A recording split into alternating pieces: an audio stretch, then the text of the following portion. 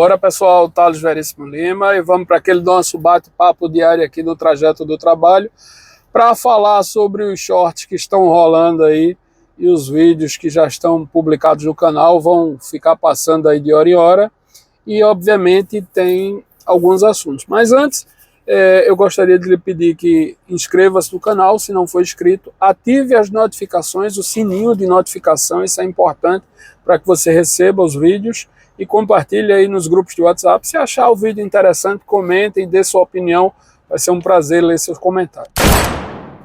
O fato é o seguinte, pessoal, vamos por partes, eu vou tentar ser bem sucinto em cada assunto, para que dê para falar pelo menos sobre os três que são os dos shorts.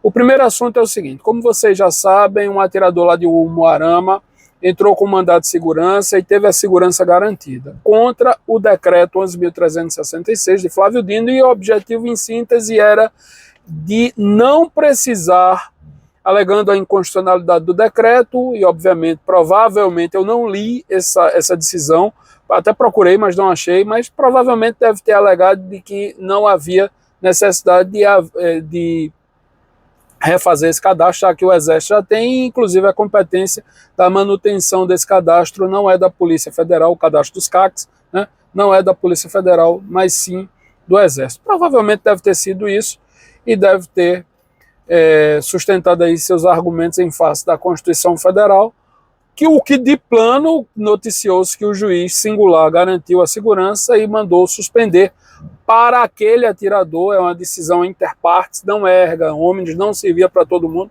mas para aquele atirador mandou suspender a necessidade de cadastro. E aí a vantagem que todo mundo previu vamos nós todos entrar com ações semelhantes e, obviamente, os juízes vão garantir o mesmo direito e aí está resolvido. Mas, como eu já disse desde ontem, quando há essas ações de centenas de milhares e até milhões de pessoas com o mesmo direito, algum legitimado, e está lá no rol, na Constituição, me falha a memória agora de cabeça, os legitimados para promover a ação direta de constitucionalidade ou de inconstitucionalidade, um deles, a OAB é um deles, partido político, associação e por aí vai, presidente do Senado, da Câmara. Pois bem, esses aí tem uma lista lá na Constituição que diz quem pode e não pode, e quem não pode entrar pela via concentrada com o controle de constitucionalidade. Essa via concentrada são as ações que servem para todos no país. E a via difusa é essa que o atirador entrou, que só serve para ele. Pois bem, o atirador ganhou lá a segurança e foi suspensa a necessidade dele fazer o cadastro. Ontem não, dia 14, a AGU, a Advocacia Geral da União, que em síntese é a advocacia do governo, advoga para o governo vigente e deveria ser de forma neutra, mas com a orientação política do governo vigente. Como a gente viu, a AGU perdeu recursos na época de Bolsonaro, perdeu prazo de recursos de decisões do ministro Fachin, né? Mas na orientação política agora do governo declarado eleito pelo TSE, é proativa e entrou com uma ação declaratória de constitucionalidade do decreto 11.366, que no fim das contas é o inverso do que o atirador lá de Umuarama fez. Ou seja, a AGU pediu que o STF declare, garanta a constitucionalidade do decreto. A DECOM, a ação declaratória de constitucionalidade, realmente é uma ação que há muita crítica na doutrina, porque em tese toda norma só deveria entrar no ordenamento jurídico depois que, obviamente, tivesse compatível com todo o ordenamento jurídico.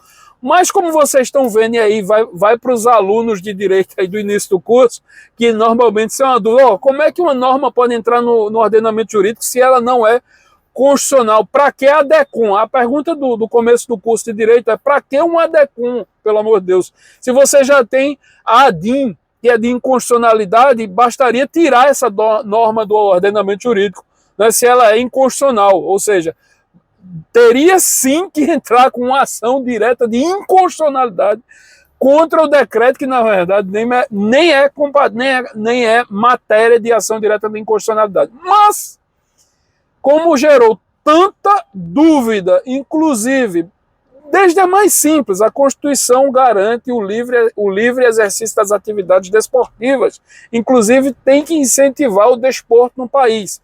E, como vocês viram, o decreto suspendeu as atividades desportivas, então só por isso merecia um ADIM, e não um ADECOM, o inverso, né? Uma declaração de inconstitucionalidade se fosse matéria para isso.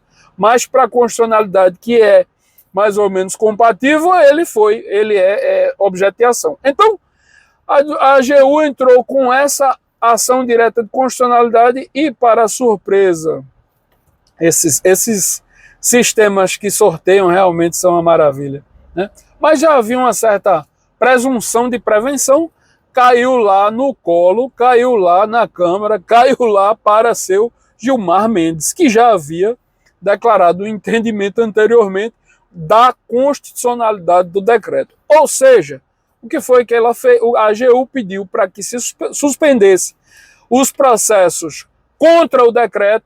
A AGU pediu que suspendesse as decisões que foram garantidas nesses processos contra os decretos, que obviamente não deve ter sido só esse que o Moarama, né? Tem dezenas de outros, e suspendeu a legitimidade, né, a competência, para ser mais técnico, suspendeu a competência dos juízes singulares e dos tribunais para julgar esse decreto. Pois bem, caiu isso para seu Gilmar Mendes, que deferiu o que a AGU pediu. É uma maravilha. Então, ninguém aí, quem entrar com mandato de segurança contra o decreto, provavelmente vai levar um despacho, uma decisão, né, no mínimo suspendendo, se não terminativa, mas no mínimo suspendendo o processo até que a ADECOM, a ação declaratória de constitucionalidade movida pela AGU lá com seu Gilmar Mendes, seja deferida ou seja julgada, né? Deferida já foi, mas seja julgada definitivamente, né? E aí, obviamente, vai ter que passar pelo Pleno, que já afirmou entendimento desde lá de Fachin sobre armas. Isso daí a gente já sabe o que vai dar. Então, esse é o primeiro assunto. Em tese, pelo menos na via prática, não tem o menor sentido mais entrar com mandado de segurança, é uma causa anunciadamente perdida, né? Porque os juízes singulares e os tribunais vão mandar praticamente suspender os processos até que a ação direta de constitucionalidade seja julgada lá, e a gente já sabe qual vai ser o julgamento, que é pelo deferimento da constitucionalidade do decreto 11.366 e provavelmente também da portaria 299. Então, essa ação realmente perdeu-se completamente o motivo. E como eu já expliquei desde ontem, muito provavelmente, dependendo do volume de ações que já tenha sido protocolado, deve ser criado uma súmula vinculante sobre esse decreto. Muito provavelmente, né? Eles estão fazendo tudo atravessado mesmo, tudo do jeito que querem. Então, não me admira se for simulado, né? Não vai me causar espanto. Esse foi o primeiro assunto.